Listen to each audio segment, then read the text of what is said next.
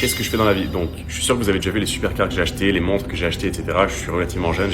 Dubaï, Lambo, meuf, quand on pense aujourd'hui aux entrepreneurs, on a que cette image en tête du mec qui semble avoir réussi dans tous les aspects de sa vie et qui nous partage sa vision de ce qu'est l'entrepreneuriat, qui a d'ailleurs perdu son essence avec l'arrivée de business et pratiques douteuses où aucune humanité éthique n'existe si elle est au profit de l'argent. Néanmoins, si je te disais qu'en réalité entreprendre, ce n'est pas du tout ça mais quelque chose de bien plus profond. Je voudrais maintenant te poser une petite question. Tu serais prêt à quoi pour faire beaucoup d'argent? Parce que c'est ça qui compte après tout, non? Quitte à abuser de la misère sexuelle des hommes, autant bien le faire. Les mecs, c'est des sgags.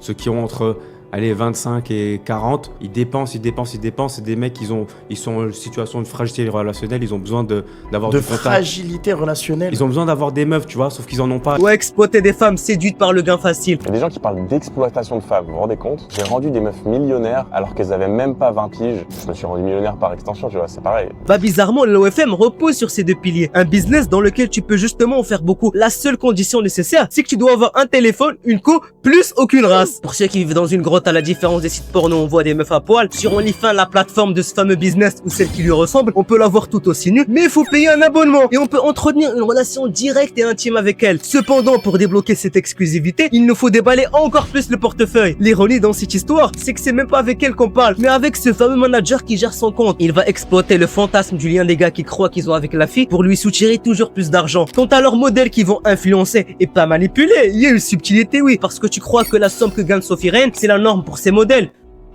Il y a qu'une minorité d'entre elles qui gagnent des millions. La majorité, elle, peine à gagner 200 $. Et c'est les messies comme Kay et Anthony Cyrus qui vont venir pour lui dire tout simplement, écoute-moi, tu fais ci, ça, tu suis ma stratégie, la stratégie en question. On va faire en sorte qu'ils s'attachent et lui vendent du contenu de plus en plus cher. Donc par exemple, une photo à 20 € de la meuf, les seins à l'air. Ensuite, 100 €. Une vidéo où elle se masse, c'est-à-dire ça. Ensuite 200 € où elle se touche. Ensuite 500 €. Non. Elle prend un god. En gros, commence par du soft, puis va de plus en plus hard pour pouvoir empocher des millions. Tu vas seulement me donner en contrepartie une part du gâteau. C'est gagnant-gagnant, non? Non. Elles acceptent bien sûr, amadouées par les bonnes paroles du manager, sans qu'il leur précise dans la clause du contrat les regrets et répercussions sociales qu'elles pourront avoir si elles veulent par malheur retourner en arrière. Plus de dignité, plus de respect de la part des autres. Si c'était normal, on recommanderait ça à nos proches. Donc pourquoi tu vas pas le dire à ta sœur ou ta mère de le faire? Mais si l'OFM était le seul concerné qui entachait la réputation de l'entrepreneuriat aux yeux du grand public, ça pourrait aller, non? Ah bah non, il y a les coachs de coach. C'est une pratique qui est surtout dangereuse dans la niche du make money. Mais c'est quoi ça encore? Ces coachs de coach ont remplacé les formateurs de formateurs qu'on a pu voir à l'époque. Mais dans l'esprit, ça reste surtout la même chose. Un mec qui te chauffe via une pub ou un réel Instagram avec un appel de coaching offert qui est en réalité un appel de vente déguisé, ou un autre gars va te forcer à prendre son coaching à lui à 4 chiffres et parfois plus. Leur promesse: deviens riche en 90 jours en travaillant 1 à 3 heures par jour. Et cela en vendant toi aussi du coaching. Je ne caricature même pas, certains ont ce genre de promesses délirantes. Donc si je comprends bien, je vais devenir riche en apprenant aux gens à devenir riches. Tu commences à comprendre où est la couille. Là où la première mauvaise dérive qu'on a vue va plutôt exploiter la misère affective, celle-là va tirer parti de la misère financière des gens, soit avec des promesses surréalistes, des dashboards fakés ou des voitures de luxe louées. Le problème en vrai c'est pas ça, parce que s'il est un peu exagéré dans le but d'augmenter la valeur perçue de leur offre, mais que le produit délivre un résultat concret, il y a aucun souci, ça reste des techniques marketing legit. Par contre, les utiliser pour vendre de la merde et soudoyer des personnes qui placent toutes leurs économies et tout leur espoir sur ça, avec une garantie satisfait remboursée pour couvrir leurs arrières totalement fausses au passage, ça reste du pur scam. C'est vraiment là où se dirigent les soi-disant entrepreneurs en Big 2025. J'ai dit soi-disant parce qu'un vrai lui se remettra toujours en question. Et si ces mecs le faisaient vraiment, ça ferait depuis longtemps qu'ils ont changé de direction. Plus sérieusement, je m'en fous de ces gars-là. Tu vas pas leur apprendre la vie, mais c'est surtout l'influence qu'ils ont sur les jeunes, parce qu'ils normalisent ce genre de choses. Et on peut le constater dans les coms des posts qui les glorifient. C'est possible à 15 ans, on est d'accord. C'est pas possible à 11 ans. Salut Sophie, j'ai 15 ans. Je me suis lancé dans l'OFM grâce à toi. Je voudrais un jour être ton manager car je t'aime et j'irai jusqu'en prison pour toi.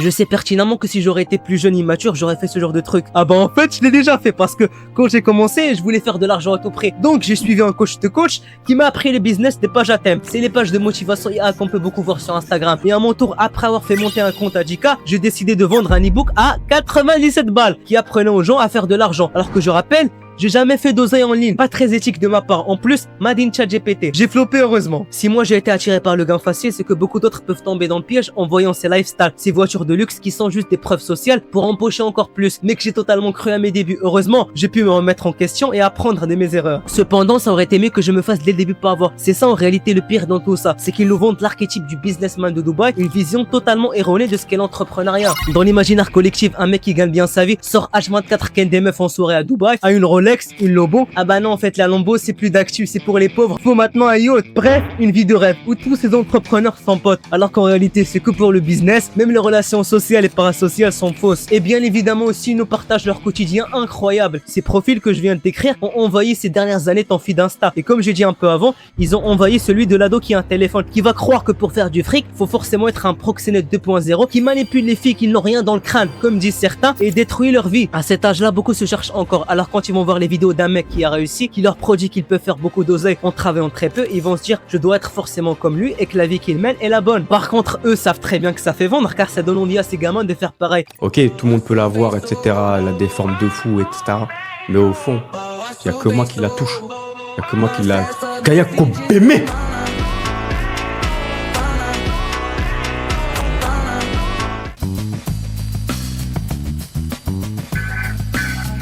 Focus frère, tu as oublié que tu es censé critiquer ce qu'il fait.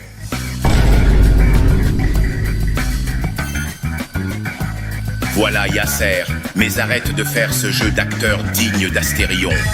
Regarde juste les miniatures de notre Bambi Anthony. Ou bien à cet extrait. Attention, petit spécial. Oh. Tiens, j'en ai encore dans les doigts. Fried chicken with Yeah, fried chicken Oh, c'est vrai, il y a ma famille. Ce passage est totalement disponible sur YouTube. T'as compris que le mec est pas con avec ses très gros arguments. J'ai beaucoup parlé d'OFM dans cette vidéo, mais parce que j'estime à mon goût que c'est le summum du dérapage des entrepreneurs. Du moins légalement.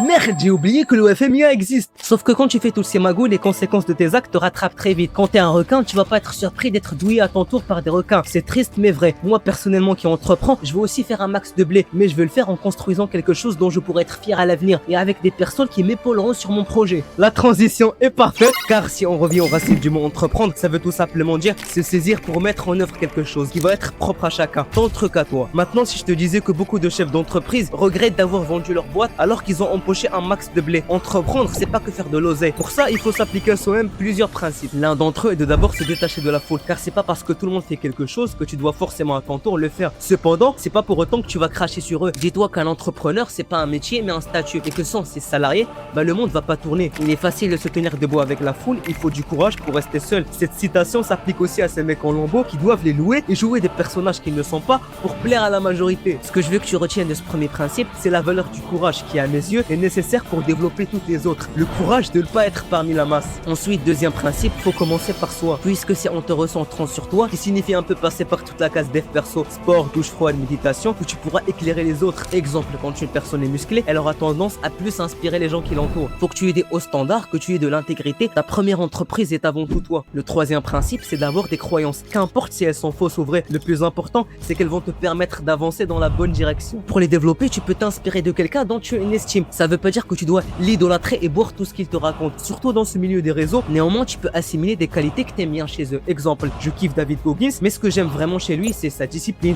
sa rigueur, sa résilience. Donc je vais les appliquer à moi-même, sans que je sois d'accord avec tout ce qui sort de sa bouche. C'est pourquoi à partir de toutes les mauvaises dérives que je t'ai montrées, de la définition du mot entreprendre et de ces quelques principes, on peut synthétiser que l'entrepreneuriat est avant tout une quête qui va nous permettre de tirer des leçons, qui vont à leur tour nous aider à cultiver notre jardin intérieur. Un jardin dans lequel va germer une graine. Cette graine est la raison de pourquoi on va commencer cette aventure. Et c'est pas grave si au début, le seul moteur qui va nous pousser à nous embarquer là-dedans est l'argent. Car si on écoute notre cœur, on saura se détacher avec le temps du matériel pour s'attacher à des choses plus précieuses, qui ne s'achètent pas, qui ne se consomment pas, mais qui se forgent et se méritent. Ces trésors qu'on va collecter au fur et à mesure de notre périple vont nous aider petit à petit à faire fleurir cette graine qui se trouvera être depuis tout ce temps notre bonheur. Un bonheur qu'on va pas essayer de poursuivre, mais qu'on laissera éclore en nous. Pour conclure, je dirais que la quête entrepreneuriale est une recherche essentiellement vers le bonheur. Et j'aimerais également la finir par te dire à toi qui entreprends, je sais que tu doutes même tous les jours de cette graine que tu as commencé à faire pousser dans ton jardin. Je le sais parce que c'est aussi mon cas. Mais paradoxalement, plus on doute, plus on est en réalité en train de se rapprocher de ce bonheur qu'on souhaite tant éprouver. Donc si tu ne lâches jamais ce que tu fais, le fruit de ta sueur, le fruit de ces centaines d'heures de travail va forcément finir par arriver. C'était Yasser, abonne-toi et partage cette vidéo avec quelqu'un qui en a besoin. Moi je te dis ciao, je continue d'entreprendre.